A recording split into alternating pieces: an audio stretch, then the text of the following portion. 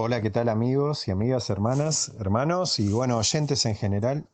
Otra vez nos reunimos para estudiar la palabra de Dios, acá en tiempo de reunión. Y en este caso, el tema del sexto sello es lo que me toca dar a mí.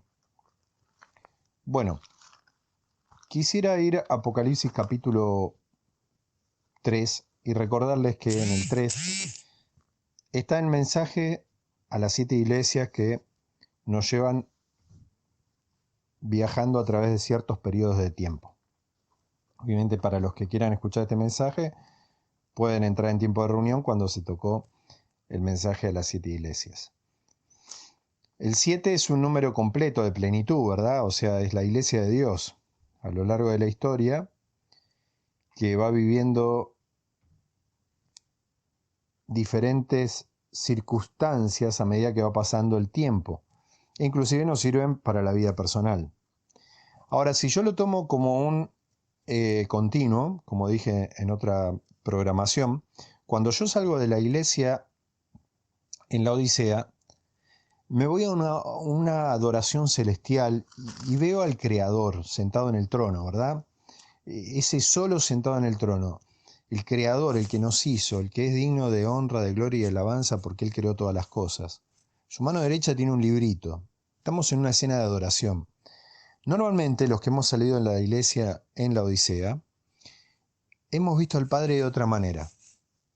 Eh, ya lo destacamos en otro audio, el tema del arco iris, su misericordia, su justicia, que en resumen es el trono está basado en el amor, en el equilibrio entre la justicia y la misericordia. Aunque la palabra de Dios es muy clara en Éxodo, capítulo 34, que vamos a leerlo porque la verdad que es algo que alimenta el alma, lo que ahí dice. Cuando se le presenta a Moisés y él le pide a Dios ver su gloria, la gloria de Dios, esto tenemos que tener claro, no tiene que ver con su poder tremendo que él tiene, porque sí le pertenece, pero la gloria de Dios es otra cosa. La gloria de Dios es lo que Dios le transmite a Moisés. Y vamos a leerlo. En el capítulo 33, Dios le habla a Moisés y le dice que le va a mostrar la gloria.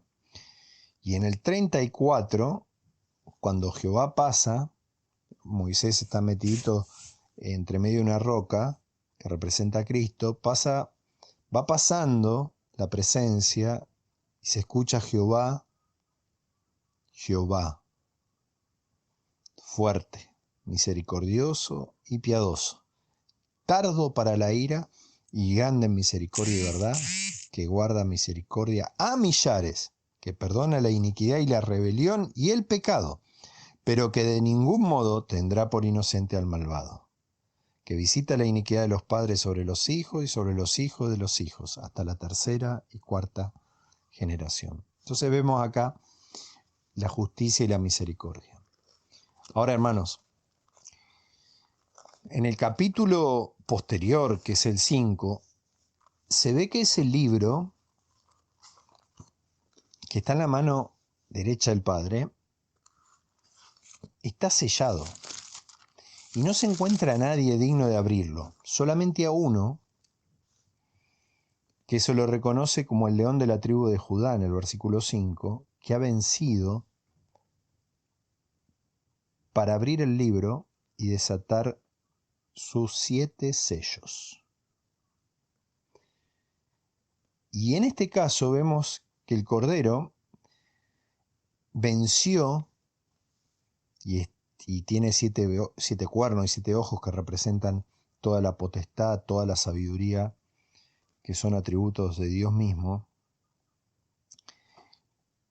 Pero Él es digno porque Él fue inmolado y porque nos lavó con su sangre y porque nos hizo reyes y sacerdotes para Dios el Padre. Y nos redimió de todo linaje, lengua, pueblo y nación, dice el versículo 9 del capítulo 5. Y por eso el Cordero es digno de tomar el poder, la riqueza, la sabiduría, la fortaleza, la honra, la gloria, la alabanza. Cordero que fue inmolado. Y dice que, bueno, que toda la creación se postró y adoró. Entonces uno ve a Cristo en este capítulo como aquel que estuvo dispuesto a todo, a perderlo todo para ganarnos, para su reino, y estuvo dispuesto hasta dar la vida. Ese es el Dios a quien servimos. Cuando uno tiene un mayor panorama del amor de Dios y de Jesucristo, entonces podremos entender los sellos. Por eso hice esta introducción e invertí este tiempo. Porque los sellos son abiertos por aquel que venció. Pero nosotros, para entenderlos, tenemos que entender también el Evangelio, para que nuestra mente pueda abrirse y poder ver las cosas como Dios las quiere mostrar. Quienes hayan salido de la iglesia en la Odisea van a poder tener un entendimiento mejor de los sellos. A eso es lo que iba. Yo voy a ir nada más al tema del capítulo ahora que nos atañe, el 6. Voy a decir la parte que comúnmente conocemos y después me voy a abocar a la parte final. Los sellos en la postura tradicional, ¿no?, de la iglesia representan o están emparentados casi con los mismos periodos que la iglesia. Por ejemplo, nosotros tenemos 4 caballos, un caballo blanco, un caballo rojo, un caballo negro, un caballo que simboliza la muerte, que es un medio verdoso amarillento.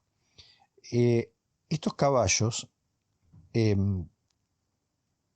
tienen que ver con lo que está ocurriendo en la tierra, y es evidente que si el caballo blanco representa a la iglesia primitiva que salió venciendo y para vencer con el poder del Espíritu, eso iba a acarrear una persecución. Por eso tenemos el caballo rojo después, ¿no?, donde obviamente Jesús dijo: yo no vine a traer paz, sino espada. Y esos son elementos que aparecen en el segundo caballo.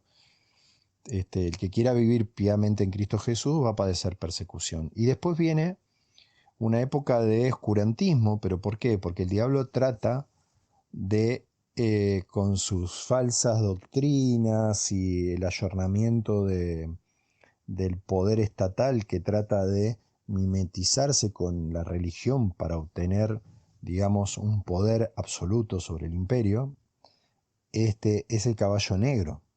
Allí donde empiezan el periodo de tinieblas. Usted lo puede ver esto en el conflicto de los siglos, en los primero, segundo y tercer capítulo, hablan de esto. Y después ya entramos en el caballo de la muerte, ¿no? O sea, cuando empieza a reinar el papado por 1260 años. Y hay un montón de mártires en ese transcurso de tiempo, que termina en el año 1798, comenzando en el 538, usando día por año los 1260 días de predominio papal, terminan con el Papa siendo llevado a Francia por el general Berthier a órdenes de Napoleón. Ahí va cautivo, el que lleva en cautividad se va en cautividad, que ha llevado en cautividad a gente, ¿no? Entonces ahí terminan y se le quitan los poderes temporales, que después recobra en el año 1929 por el Tratado de Letrán, ¿no?, con Benito Mussolini dándole una parte del territorio en Italia, unas 42 hectáreas que conocemos como la ciudad-estado de Vaticano. Pero, mis queridos, a lo que voy es que cuando se abre el sexto sello, entonces ya ahora pasamos de cosas que ocurren en la tierra a cosas que ocurren en el cielo. Primero ocurre un gran terremoto, eso es en la tierra, ¿sí? Ocurre un gran terremoto. Si nosotros vamos al conflicto de los siglos, recordemos que la sexta iglesia va del año aproximado 1740 hasta 1844. Y acá se corresponde más o menos al mismo periodo. Por ejemplo, tenemos un gran terremoto que es el de Lisboa en el año 1755. Usted puede leer allí en La esperanza que funde alegría, en el conflicto de los siglos, la página 349. ¿Sí? El capítulo es el 18. Y dice ahí que estas señales se vieron antes de los principios del siglo XIX. En cumplimiento de esta profecía, en el año 1755 se sintió el más espantoso terremoto que haya sido registrado. Aunque generalmente se lo llama como el terremoto de Lisboa, se extendió por la mayor parte de Europa, África y América. O sea, fue bastante importante, digamos, la secuela, ¿no? Se sintió en Groenlandia, en las Antillas, en las islas de Madeira, en Noruega, en Suecia, en Gran Bretaña, en Irlanda. Fue en España y Portugal donde hubo una sacudida de las más grandes y violentas. Acá nos dice tremendamente, mira lo que dice la página 350. En Lisboa se oyó bajo la tierra un ruido de trueno e inmediatamente después una violenta sacudida derribó la mayor parte de la ciudad. En unos 6 minutos murieron, escuchen esto, 60.000 personas. El mar se retiró primero, a ver si le ayuda a recordar algo, y dejó seca la barra, y luego volvió en una ola que se eleva hasta 50 pies sobre el nivel ordinario, sobre el nivel del mar. Esto es un tsunami, y ya ocurrió. ¿Se acuerdan que el mar de pronto se va, por así decirlo, hacia adentro, las aguas del mar, y la gente se empieza a reír, que esto que el otro, y de pronto se arma una ola tremenda? Bueno, esto ya pasó. Y de hecho nosotros tenemos que estar atentos porque pasó en nuestros días, volvió a pasar otra vez. ¿Me explico? Estos fueron señales de la venida que nuestros pioneros adventistas creían que iba a ocurrir en 1844, ¿verdad? Otra señal es que no solamente pasó este gran terremoto, sino que dice la Biblia que el sol se puso negro como tela de silicio, que es el silicio se usa en los momentos donde uno busca arrepentido a Dios, ¿no? O sea, se puso bien oscuro lo que está queriendo decir acá. Y ese acontecimiento ocurrió en 1780, el 19 de mayo más específicamente de 1780. El dato lo tienen, si quieren, en el conflicto de los siglos, ahora en la página 351. Y allí dice, fue el día oscuro, se lo conoció, inexplicable oscurecimiento de todo el cielo visible y atmósfera de Nueva Inglaterra. Dice que la oscuridad alcanzó su mayor densidad poco después de las 11. Había comenzado a las 9 de la mañana. Muy interesante, ¿no? Cerca de la hora de los sacrificios. Dice que acá, a eso de las 9, las nubes se atenuaron y revistiendo un tinte cobrizo, demudaron el aspecto del suelo, peñas y árboles, al punto que no parecían ser de nuestra tierra, una cosa extraña, ¿no? Y a los pocos minutos un nubarrón negro se extendió por todo el firmamento, dejando tan solo un estrecho borde en el horizonte y haciendo tan oscuro el día como suele serlo en verano a las 9 de la noche. Tremendo, ¿no? O sea, esto no me quiero detener tanto acá porque estos son cosas conocidas, creo que por mayoría, y después ocurre, lo tenemos en la página 353, que la luna, que normalmente esto ocurre, o sea, normalmente no, de los que yo conozco siempre, ocurre en luna llena. ¿Qué pasa? Se puso todo oscuro, era luna llena, no se veía nada. Ustedes saben, con la luna llena se ve casi una séptima parte de la luz del día. Entonces, y dice que no se veía nada. Que acá voy a leer lo que dice literalmente. aunque la luna llegó aquella noche a su plenitud, o sea, llena, no logró en lo más mínimo disipar las sombras sepulcrales que había, o sea, un día totalmente oscuro. Después de medianoche desapareció la oscuridad, y cuando la luna volvió a verse, parecía de sangre, señales en los cielos, que el libro de Joel también las anunciaba, ¿no? Esto ocurrió el 19 de mayo de 1780. El sol se tornó en tinieblas y la luna en sangre. Así dice Joel 2:31, antes de que venga el día grande y terrible de Jehová. Y después nosotros tenemos el otro acontecimiento, que es la caída de las estrellas, ¿no? Y eso ocurre ya en el año 1833. Lo podemos ver en la página 380. Y voy a leer un parrafito que dice: un impresionante cumplimiento de la profecía de nuestro Señor ocurrido el 12 de noviembre de 1833, cuando se produjo la más maravillosa caída de estrellas fugaces que registra la historia. Las palabras de Jesús se encuentran en Mateo 24:29 también, aparte de Apocalipsis, donde las estrellas caerían del cielo, hermano. Y voy a dejar acá, porque esta es la historia de la antesala de lo que nuestros pioneros esperaban. Esto ocurrió en 1833, 2 años antes Miller había empezado a predicar con poder la venida de Cristo, y nosotros sabemos que en el año 1844, en vez de Cristo venir a esta tierra, se acercó a la presencia del Padre, donde comenzó el juicio, desde Abel, que irá hasta el último de los mártires, y después se comenzará el juicio a los vivos. El tiempo ese lo sabrá el Señor, aunque hay algunos datitos interesantes para los que estudian bien los sellos en el quinto sello. Voy a decir eso nada más.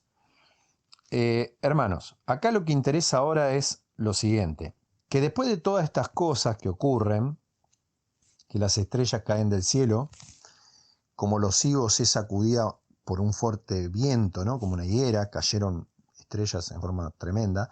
Pero en el versículo 14 nos pone en una situación, mis hermanos, donde dice que el cielo se desvanece como un pergamino que se enrolla, y todo monte y toda isla se removió de su lugar, y los reyes de la tierra y los grandes, ricos, capitanes y poderosos, y todo siervo y todo libre, se escondieron en las cuevas, entre las peñas de los montes. Estoy leyendo Apocalipsis 6, del 13 al 15 hasta ahora. Ahora voy al 16. Y decían a los montes y a las peñas: caed sobre nosotros y escondednos del rostro de aquel que está sentado sobre el trono y de la ira del Cordero, porque el gran día de su ira ha llegado, y quién podrá sostenerse en pie. Mis queridos, esto no se cumplió. No se cumplió, no se puede decir que es algo espiritual tan solo, o se le puede dar alguna aplicación espiritual, pero tan solo eso. Pero todo lo que vimos hasta ahora son cosas que son visibles, que nos anunciaban claramente y nos anuncian hasta el día de hoy la venida del Señor. Y esto no se cumplió. El cielo no se enrolló como un pergamino. Todo monte y toda isla no se removió de su lugar. Por lo tanto, el sexto sello nos lleva a escenas finales. Y entonces vamos a leer desde otro punto de vista, y vamos a ver que estas señales se van a volver a ocurrir. Van a volver a ocurrir antes de la venida del Señor, y principalmente después del tiempo de angustia. ¿De dónde saco esto? En Mateo 24. Mateo 24 habla que una última señal será la predicación del Evangelio a toda nación, tribu, lengua y pueblo, y después de esto vendrá el fin. Y la Biblia nos dice que va a haber una gran tribulación, cual nunca fue desde que el mundo existe hasta ese momento. O sea que nosotros tenemos un tiempo de angustia día por año, del año 538 al año 1798, donde hubo millones de muertos, millones que murieron por la causa del Evangelio. hermano, eso es un pálido reflejo de lo que va a ocurrir de acá a no mucho tiempo, en corto tiempo, calculo en 3 años y medio, repitiéndose el periodo de tiempo, pero con una cantidad de mártires tremendos, porque el quinto sello dice que descansen un poco, se le dan vestiduras blancas hasta que se complete el número de mártires, por lo tanto falta un número de mártires. Y nos dice la palabra de Dios, ya tengo Mateo 24, que cuando venga esa tribulación tan grande que está en el versículo 21, cual no ha habido desde el principio del mundo hasta ahora, ni la habrá, y si aquellos días no fueran acortados, nadie sería salvo. Pero por causa de los escogidos, aquellos días van a ser acortados. Tenemos un preludio, por así llamarlo, en lo que ocurrió en la Edad Media. Y nosotros tenemos que aprender de las cosas que pasaron allí. Yo me acuerdo que alguna vez una persona en la iglesia dijo, pero yo tengo miedo a la muerte, y si pasa eso, mire, cuando Cristo murió en la cruz por nuestros pecados, que fue totalmente diabólico lo que le hicieron, lo laceraron, lo escupieron, le cortaron sus carnes, chorreaba sangre por todos lados nuestro Salvador. Pero el mayor dolor que tenía era la angustia de separarse de su Padre, por amor a vos y por amor a mí. Nunca él había sentido la separación que causa el pecado, porque él estaba llevando el pecado de cada uno de nosotros sobre su cuerpo en el madero. Y esto es lo que atenuaba el otro dolor.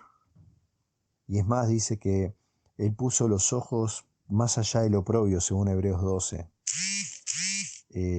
porque él vio la salvación nuestra. Entonces, hermanos, cuando nosotros estemos pasando por esto, debemos tener los ojos puestos en Cristo, y estoy seguro que mayor va a ser la angustia mental de lucha contra el pecado que el dolor físico. Pero acá dice, en el versículo 29, que inmediatamente después de esa tribulación, que en realidad el cumplimiento es la final, porque dice que no va a haber nada que se le parezca, el sol se oscurecerá, la luna no dará su resplandor, y las estrellas caerán del cielo, y las potencias de los cielos serán conmovidas, hermano. Y esto está en el contexto de la venida de Cristo, porque el texto inmediato, que es el 30, dice que entonces aparecerá la señal del Hijo del Hombre en el cielo, y entonces lamentarán todas las tribus de la tierra, y verán al Hijo del Hombre viniendo sobre las nubes del cielo con poder y gloria. Se ha extendido, mire hermano, tengo tanto para decir sobre esto que me cuesta resumir, la verdad me cuesta. Yo quiero leerles algo del libro Primeros Escritos sobre este tema en un capítulo que se llama Conmoción en el cielo, ¿sí? Y ahí nos vamos a dar cuenta que Ellen White aplica esto que estamos leyendo a un tiempo por venir. No es que está, que ha pasado. Ella lo va a aplicar directamente al tiempo futuro, ¿sí? Se los dejo ahí en la página 41. Dice: las potestades del cielo se conmoverán a la voz de Dios, entonces el sol, la luna y las estrellas se desquiciarán de su asiento. No es que se van a aniquilar, sino que se conmoverán a la voz de Dios. Sobrevinieron sombrías y densas nubes que se estrecharían una con otras. La atmósfera se partió, escuche, arrollándose hacia atrás. Y entonces pudimos ver en Orión un espacio abierto, de donde salía la voz de Dios. Por aquel espacio abierto descenderá la santa ciudad de Dios. Vi que ahora se están conmoviendo las potencias de la tierra y que los acontecimientos ocurren en orden. Son guerras, rumores de guerras, espada, hambre y pestilencia, recuerden los caballos. Conmueven primero, pero las potestades de la tierra son. Pero después la voz de Dios va a sacudir el sol, la luna y las estrellas, y aún también la tierra. Vi que la conmoción de las potencias europeas en su tiempo, no es como enseñan algunos, la conmoción de las potestades del cielo, sino la de las naciones que se airan. O sea, todo tiene un orden. Primero hay un airamiento de las naciones y después viene la conmoción en los cielos. Pero miren a dónde lo aplica. Lo aplica a los tiempos finales. Y es lógico porque es lo que dice la palabra de Dios. Hermanos, por ejemplo, Daniel capítulo 12 nos dice que cuando en aquel tiempo se levantaría Miguel, sería un tiempo de angustia cual nunca fue desde que hubo gente hasta entonces, pero en aquel tiempo será libertado tu pueblo, todos los que se hallen escritos en el libro de la vida. Y esto es lo importante, esto es lo que yo quería recalcar, que aunque va a venir ese tiempo de angustia, se nos insta a perseverar hasta el fin. Mateo 24 dice, el que persevere hasta el fin, este será salvo. Daniel capítulo 12, 1 dice que todos los que se hayan inscritos en el libro de la vida, dice que serán libertados. Es la voz de Dios la que libera a su pueblo al final del tiempo de angustia. Podemos ir a Apocalipsis capítulo 3, por ejemplo, y allá dice en el versículo 5 que al que venciere será vestido de vestiduras blancas y no borraré su nombre del libro de la vida. Quiere decir que el nombre puede ser borrado. Y nosotros en este tiempo que nos toca vivir, lo que tenemos que afianzarnos es en la salvación. Es luchar por nuestra salvación, como dice Pablo, con temor y temblor. Es buscar a Dios de todo corazón. Es tratar de predicar la palabra, no importa bajo el confinamiento que hoy estamos, año 2020, encerrados en jaulas, pero tenemos la oportunidad de predicar cuando salimos, hablarle a la gente, abrirle los ojos. Quizás ya no hay mucho tiempo, pero Dios nos va a usar con poder. En Éxodo capítulo 32 nos dice que Moisés intercedió por el pueblo porque habían pecado grandemente, y él les dice, si no perdonas al pueblo, versículo 32, si no perdonas su pecado, ráeme ahora de tu libro que has escrito. Y Jehová le dijo, al que pecare contra mí, a este raeré yo de mi libro. Eso era, hermanos, de justamente no irnos en contra de la ley de Dios, de su voluntad. Porque aunque hayamos sido escritos alguna vez en el libro de la vida, si no permanecemos, nuestro nombre puede ser borrado. Y el gozo más grande es poder estar escrito en el libro. Porque si estamos escritos en el libro, podremos participar de la tierra nueva y de los cielos nuevos, donde ya no va a haber más maldad, ni muerte, ni dolor, ni pandemias, ni nada de esto, ni mentiras. Yo estoy pensando lo que estamos viviendo, ¿no? Ni en destrucción masiva de la gente, tanta malignidad, no va a haber más nada de eso. Jesús va a reinar supremo y podremos comer del árbol de la vida. Entonces, yo recuerdo que cuando los 70 fueron a predicar, Jesús les dijo algo muy interesante. O sea, ellos venían diciendo que se les sujetaban los demonios y bueno, y que estaban contentos por ello, ¿no? A ver si lo encuentro. Sé que está en Lucas, acá está, Regreso de los 70, del capítulo 10. Dice que cuando ellos volvieron, y ellos estaban exaltados por todo esto que les contaba, Jesús dice, yo veía en el versículo 18 del capítulo 10, Satanás caer del cielo como un rayo. Yo le doy potestad de hollar serpientes, escorpiones y sobre toda fuerza del enemigo, hermano. No tengamos temor a las cosas. Y nada os dañará si estamos en las manos del Señor. Pero no se regocijen de que los espíritus se les sujetan, sino regocíjense de que vuestros nombres están escritos en los cielos.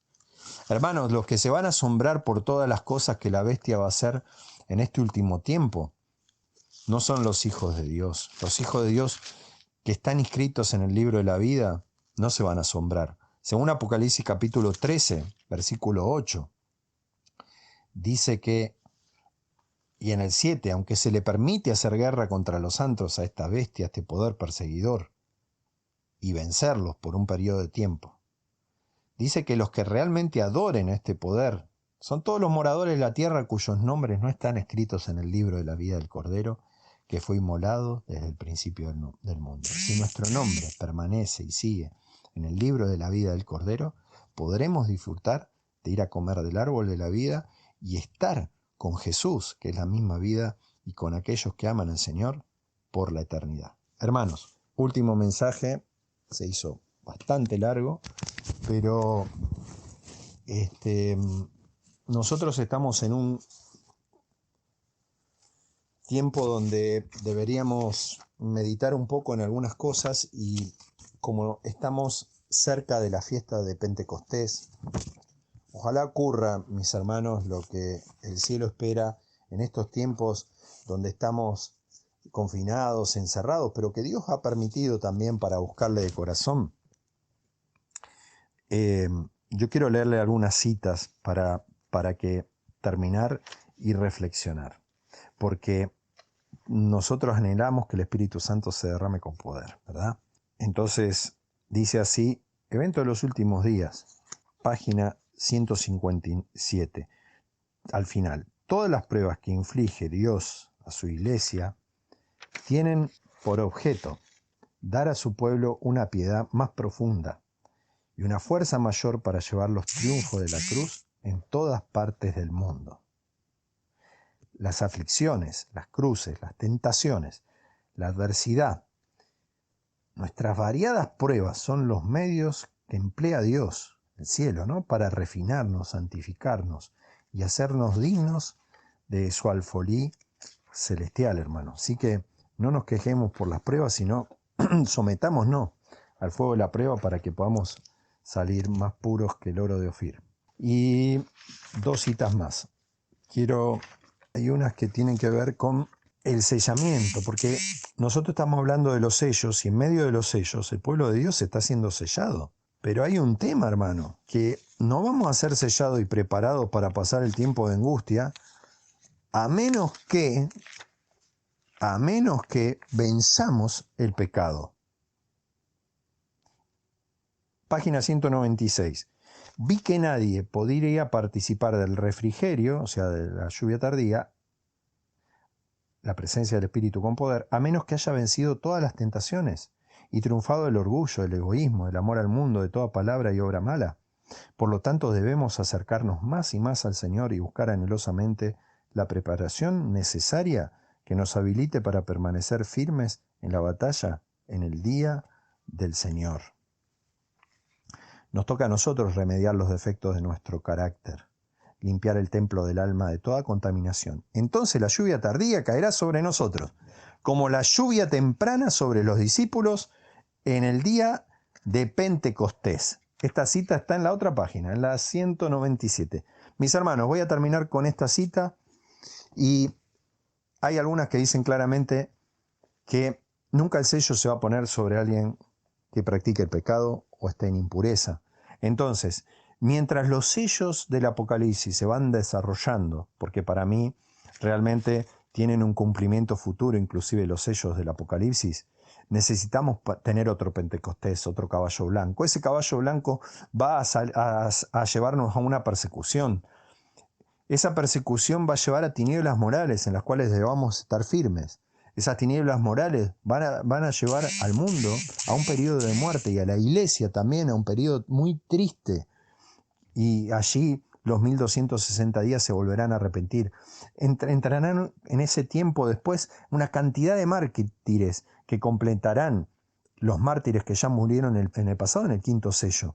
Y en el sexto sello que hoy nos toca, veremos las señales en el cielo que nos anunciarán inequívocamente, después del tiempo de angustia, que Cristo viene. Maranata, no perdamos la fe nunca en tener bien claro que el Señor está a las puertas y que tenemos que trabajar por nuestra salvación y también por la salvación de aquellos que aún no han conocido al Señor. Dios les bendiga.